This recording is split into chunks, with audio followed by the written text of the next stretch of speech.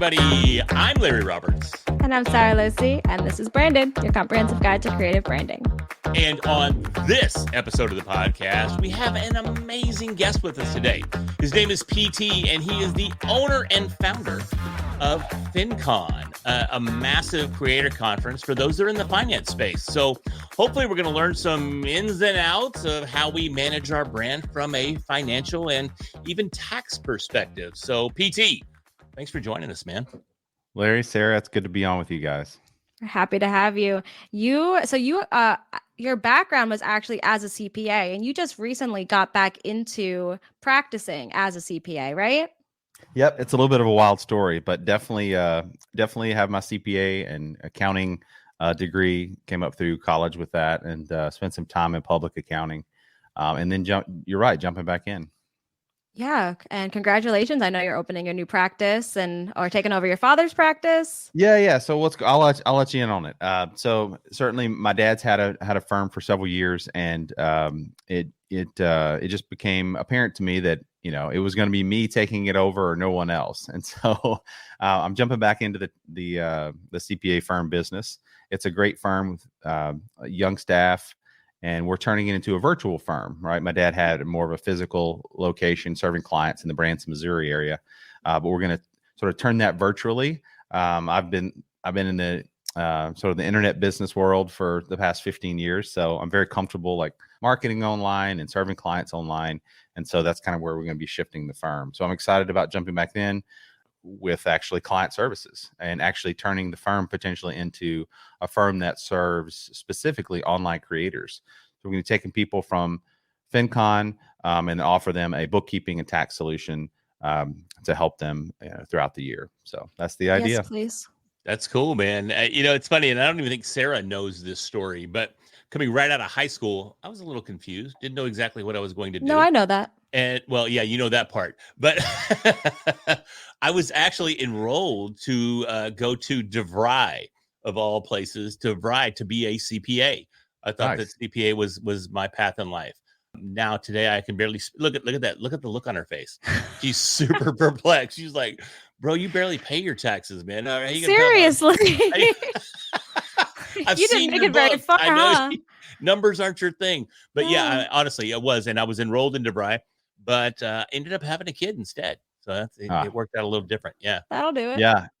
Yeah. Yep. I definitely didn't. I didn't take the traditional career path either. I was more of a natural marketer, and like you. And so even in my time working in the firms, it was apparent that like I was probably more suited to be on the entrepreneur side. After I would do a tax return for a business owner or a real estate investor or something, I kept saying to myself, "Ooh, I want to be this kind of person one day." The person I'm doing the return for.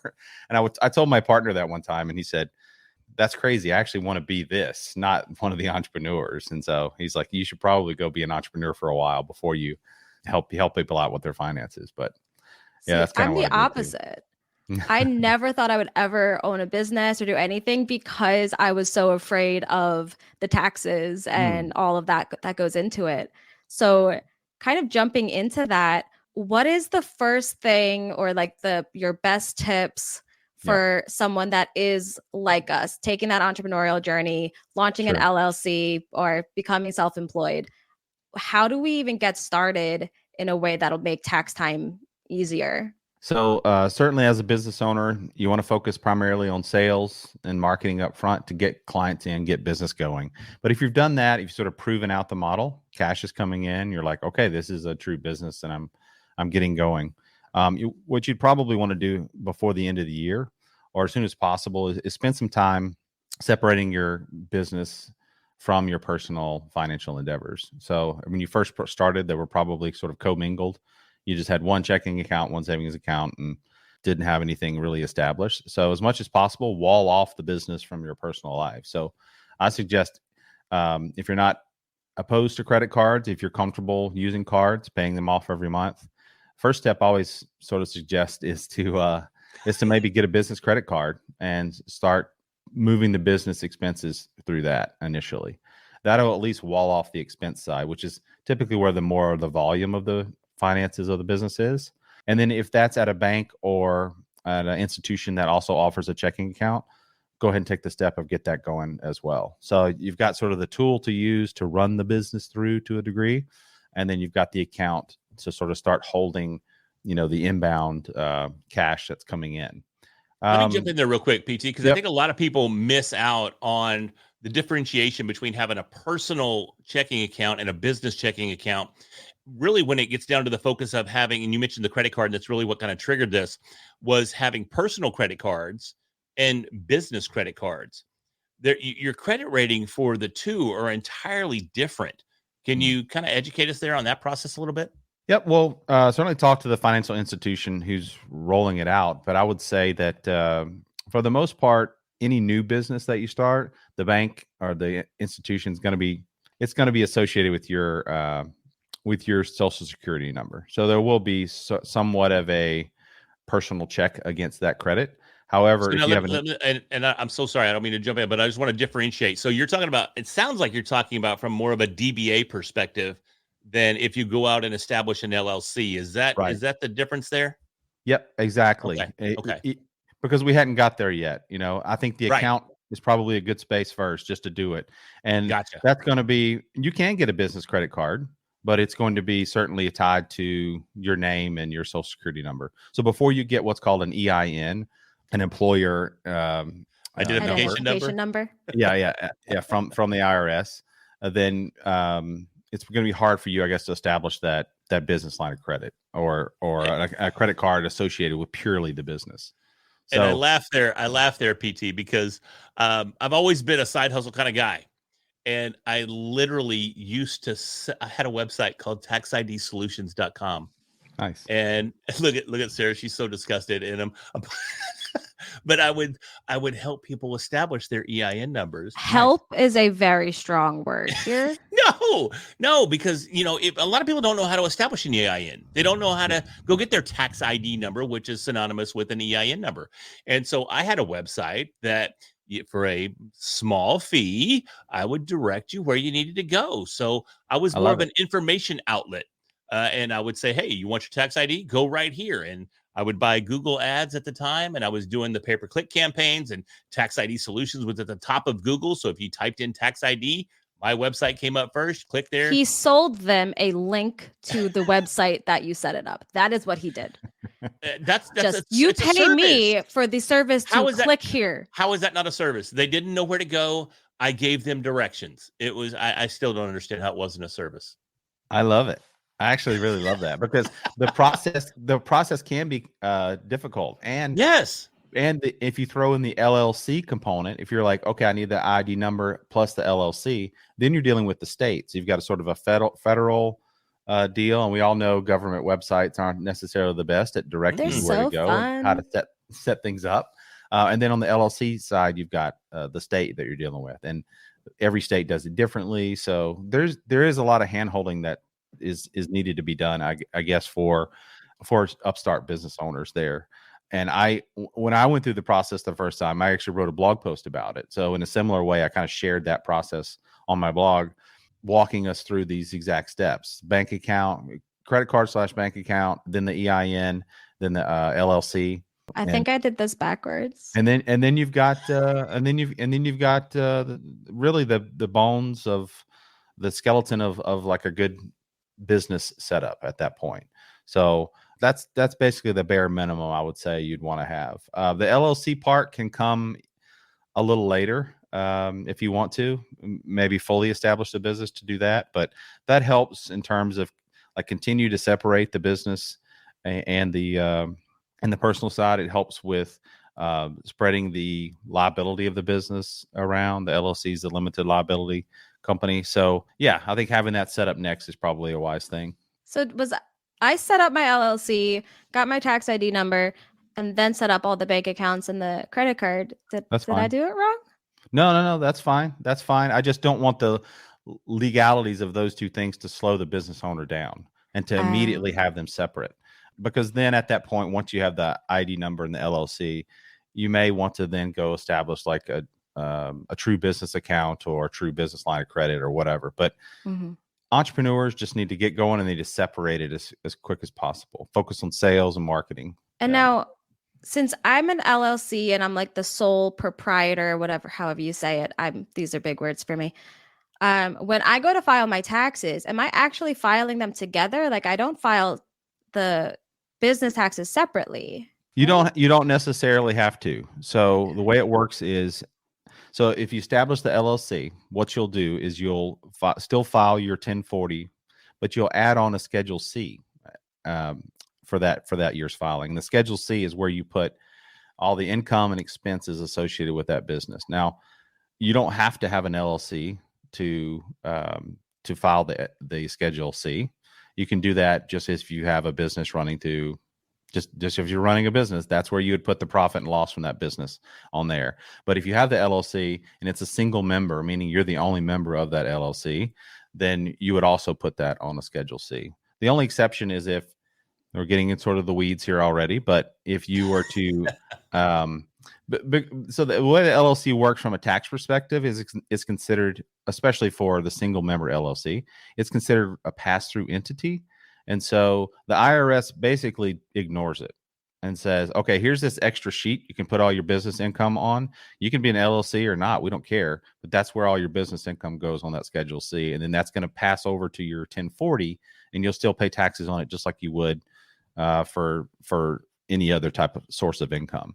The only exception, though, is if you get into what's called an S corp. So you establish yourself as an LLC filing your taxes as an S corp, and what that does is it puts you into a corporation status with a single corporation status with the IRS, and so you would then move your business over into a different form, an entirely different tax form.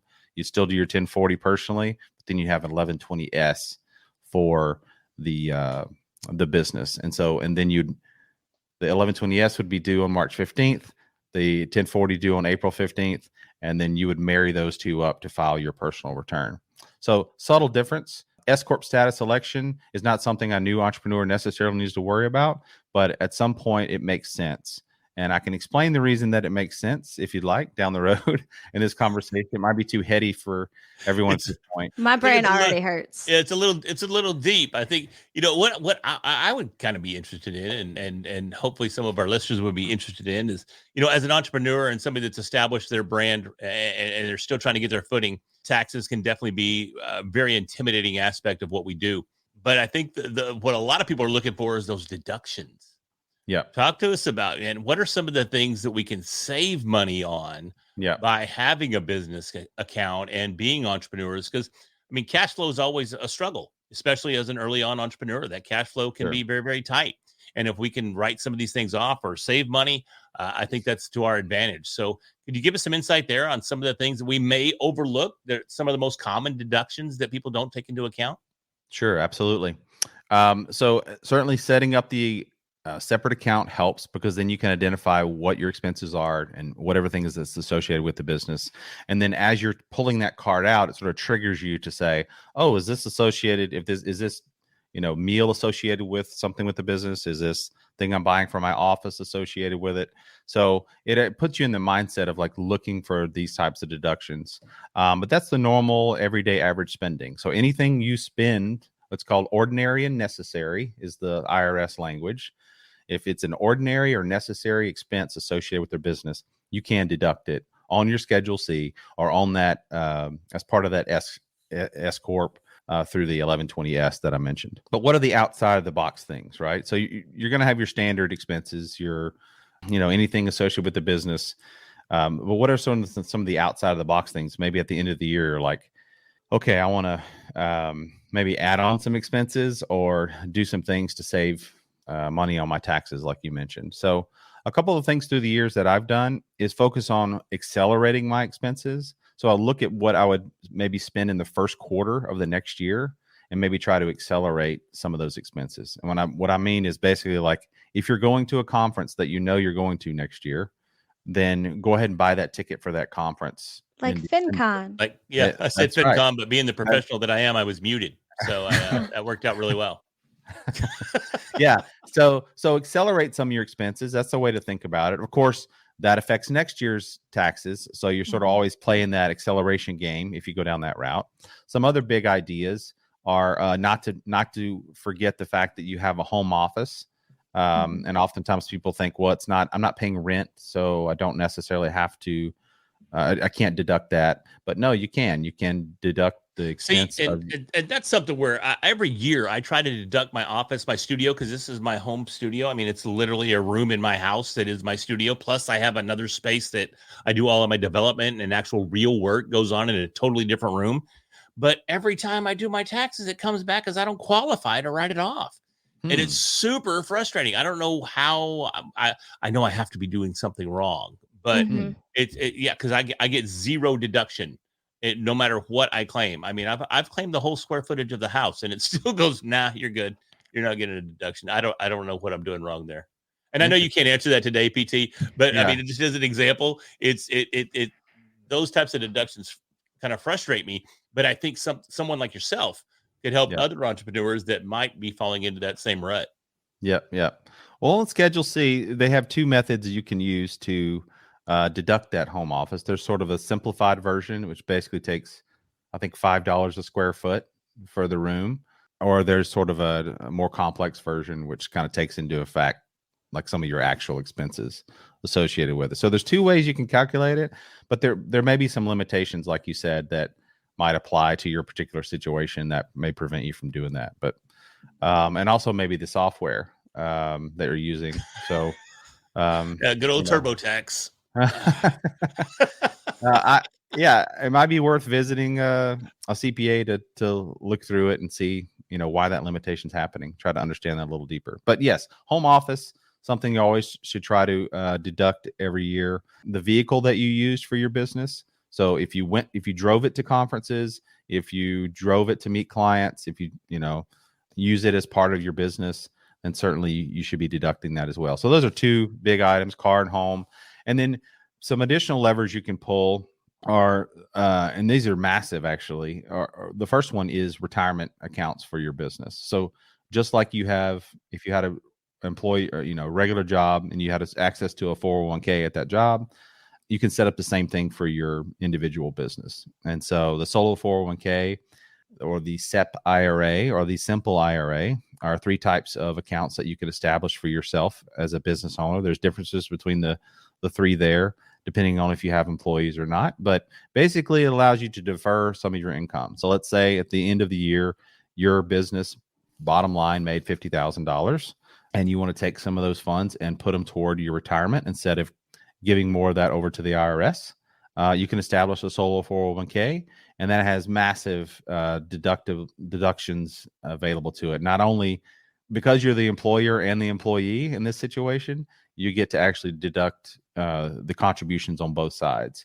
And look into the solo 401k as a good option, especially if you don't have employees. Like, you can really defer a lot of your income into the future. That means you also need to save that money. You don't have access to that money, but my thought has always been through the years, I was like, I'd rather save it for my future than give it over to the IRS. And so that's a big one. Another big one is charitable contributions. So if you've got a charity associated with your business or just personally that you're into, utilize the end of the year as a good time to give some of those funds to a charity versus giving to the government to ultimately dole it out based on their wants and wishes. Another one is just something you mentioned earlier are there any new pieces of equipment, new vehicles, new things that you're going to need for the business? Now may be a good time to buy those. Now, don't let what they say is letting the tail wag the dog here. Like, don't go out and buy something just because you think it's going to save you on taxes. Only buy things if it truly will help the business and move your business forward. PT, man, it was great having you as a guest. We appreciate you coming up today. But I'm just kidding. No, it's funny you say hit the nail on the head with Larry.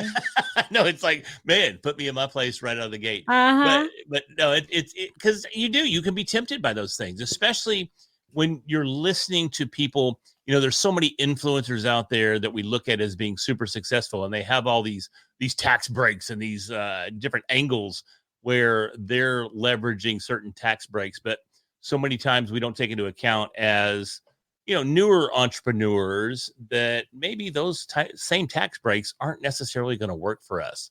So I think that I love what you're saying there. keep it basic, keep it Yeah. simple as possible, and don't try to. You're going to find yourself in some hot water. And I'm speaking at that from a little bit of experience. There was a time where I didn't quite pay enough, and what got me was they didn't even tell me till 3 years later.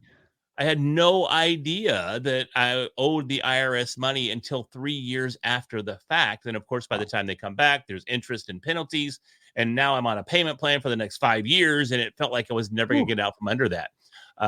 But I did eventually. But if you can avoid those pitfalls right out of the gate, of course, that's going to be much more beneficial in the long run. I think it's important once you establish that checking account, maybe throw on an extra savings account associated with it and start stashing some of that 100% over in there. 10-15% of your earnings should probably go over there to get ready for the tax bill at the end of the year. Because if you're earning the money yourself and it's coming in through 1099 type of payments, then you're responsible for those taxes. And so you need to be stashing it aside. Jumping back to the home office deductions. So my home office is, obviously it's in my house. So I'm using the same electricity, like all of those, like the same utilities. Mm-hmm. Can I deduct my whole utility bills, or can I only do like a piece of it?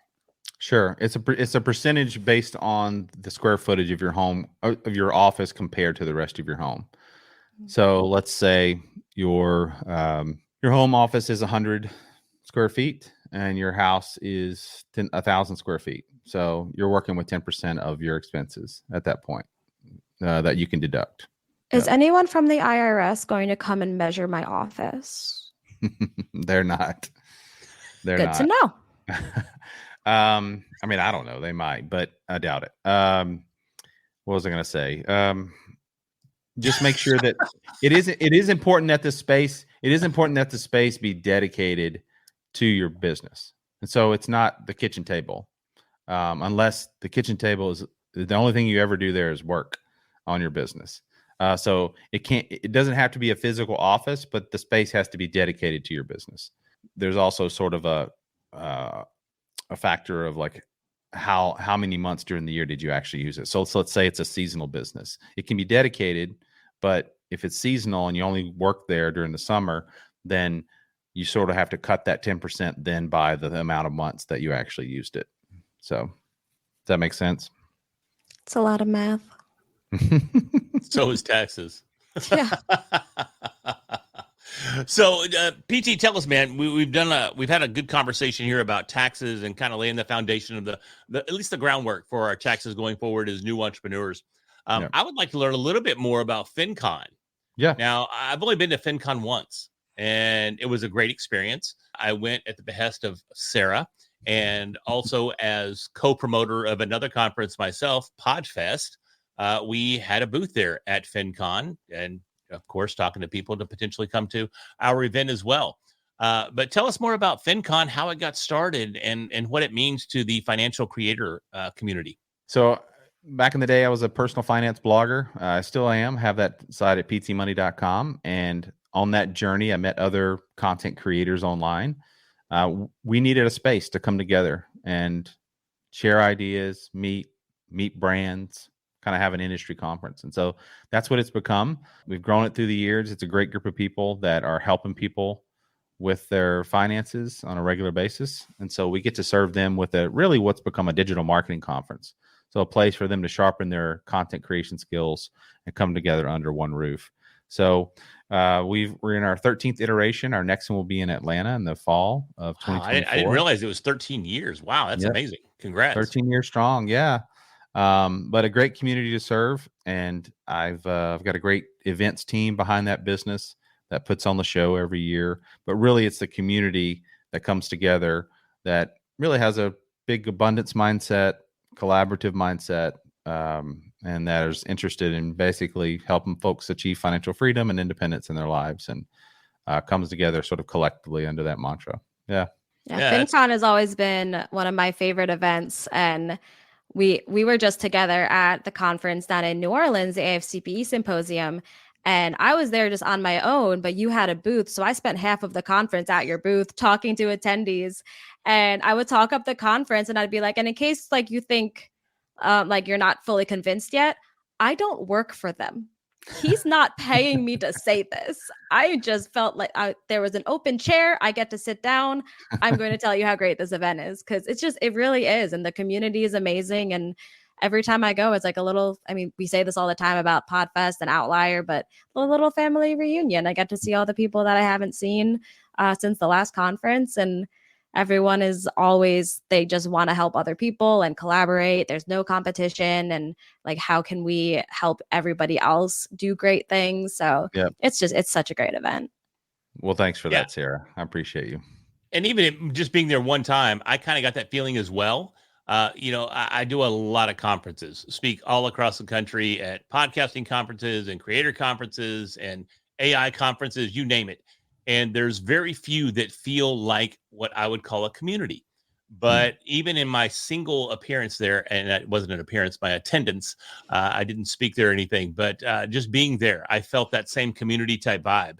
And the people that I connected with and talked to and interacted with, it just gave that community vibe off, which is super, super cool and super, super rare in a conference type environment. So good job on providing that community for everybody. Yeah, thanks. I think it has a lot to do with the fact that our subject matter is still a taboo in our society, right? People don't want to necessarily open up about their money or share ideas about it. They're afraid they'll be judged by it. They're afraid they'll seem ignorant of it. So when we get together, it's like we have permission to have those conversations with each other. Finally, we're the weird. I always call them the weird people on the internet who like to talk about money. So when you get them in a room, it's like, cool, we can actually have these conversations versus like bothering my wife or spouse with it or bothering a neighbor with these topics, Yeah. And you actually have a new event coming up too. You've branched into the travel industry. Yeah. So the FinCon team is going to take on TravelCon in May of 2024. So it's been an existing event in place, another creator event that serves travel creators. And so we're going to be running that event in Portland in May. And it was Matt Kepnes who founded that event, Nomadic Matt. And he said, here you go, PT, take it and run with it. And so he's got other fish to fry, and we're gonna take the event and move it forward. So yes, the team and I have expanded into two events, a sort of a spring and fall deal. I've also got the CPA firm I'm trying to get off the ground. So there's a lot going on right now, but I'm excited for it. I'm here for it. That's super cool. Tell me more about TravelCon, because Sarah's the world traveler. She's got the tattoos to prove it. But me, I literally just got my passport for the very first time this year. And I still haven't used it. The trip that we were planning fell apart. But so tell me about TravelCon. What is that all about? And what's the audience that you're looking for there? Sure. Similar to FinCon, it's content creators. So it's anyone who has a podcast, a YouTube channel, a blog, but instead of finances, the focus is on travel. So whether you're budget travel, luxury travel, rewards, it's some kind of adventure travel, whatever it is, or just traveling with your family. If you're showing that off online, creating content around it, and that's kind of brewing up a little business for you or a big business, we're the conference that's going to help you do two things. We're going to take you on a journey from part-time content creator to full-time. And then we have a second track dedicated to scaling up. So if you already are a full-time creator, we're going to help you scale up that operation and turn it into sort of a bigger business idea, potentially with a team and creating more freedom for yourself. So it's really business focused, very marketing focused. We'll have brands there. We'll have the destinations there. So you could come, and if you're a creator who likes traveling around and sort of being hosted by destinations when you get there. Yes, please. Those destinations will be there, and you can work out a deal with them to come to their city or their state or whatever it is and showcase them and be compensated for it. So that's kind of how the industry works. There are a few travel agents there that are content creators. There'll be authors, people who work for sort of travel tech solutions. But for the most part, it's just people who are passionate about sharing their experiences with travel and what they're doing online. And in some way, they figured out how to attach a business to that, and that business part is what we're going to help them expand. The dream. Dude, that is so cool. And, it's kind of a testament too, because, we're heavily involved with Podfest. You've got FinCon, now you've got TravelCon, and we see all these content creator cons or conferences that are out there, and it just speaks to the power and the opportunity of being a content creator / entrepreneur today, especially. It's really interesting because I'm a huge fan of Think Media and Sean Cannell. And I was watching an episode of the Think Media podcast. I think it was yesterday, maybe day before. And Patrick Bet-David was on there, and Sean was interviewing PBD.